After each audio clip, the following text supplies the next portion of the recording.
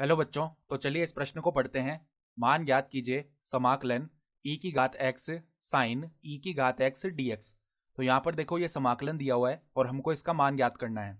तो प्रश्न में आगे बढ़ने से पहले इस प्रश्न से संबंधित जो मुख्य अवधारणा है उसकी हम चर्चा कर लेते हैं। तो देखो मुख्य अवधारणा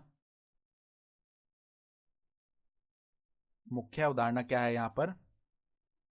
देखो इस समाकलन को करने के लिए हमें ये समाकलन का सूत्र पता होना चाहिए कि साइन x का जो समाकलन है x के सापेक्ष वो क्या होता है माइनस कॉस एक्स प्लस में समाकलन का अचर c।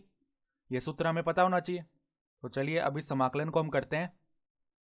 तो यहां पर देखो इसको i बोल लेते हैं एक बार के लिए। i बराबर में समाकलन e की घात x साइन e की घात x dx। तो इसको करने के लिए यहां पर हम एक प्रतिस्थापन करेंगे। क्या प्रतिस्थापन? देखो माना कि यहां पर ये जो e की घात x लिखा हुआ है साइन के साथ में, तो इसको हम एक बार के लिए t बोल देते हैं। ठीक है, अब दोनों तरफ हम x के सापेक्ष अवकलन करते हैं। तो देखो e की घात x का अवकलन क्या आ जाएगा, e की घात x ही आ जाएगा, और t का अवकलन x के सापेक्ष क्या आ जाएगा, dt बटा में dx। तो यहां से इस dx को e की घात x के साथ लाते हैं, तो e की घात x गुणा में dx का मान क्या आ गया, dt के बराबर। तो यहां पर देखो e की घात x गुणा dx i में भी लिखा हुआ है, तो इसका मान हम रख सकते हैं dt के बराबर, और साइन e की घात x का मान हम रख सकते हैं, यानी कि e की घात x जो साइन के अंदर लिखा हुआ है उसकी जगह हम t लिख सकते हैं।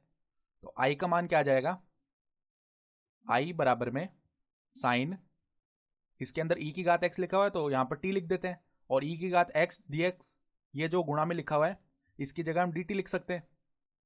तो ऐसा करने से क्या होगा, ये जो साइन x dx वाला समाकलन का सूत्र है ये हम यहां पर लगा सकते हैं। तो ये क्या बन जाएगा, माइनस कॉस टी प्लस में अचर सी।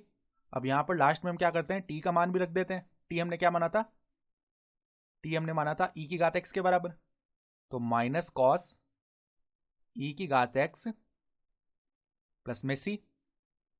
i का मान आ जाएगा माइनस कॉस e की घात x प्लस में समाकलन का अचर c, और यही हमारे पास में इस प्रश्न का उत्तर भी हो जाएगा।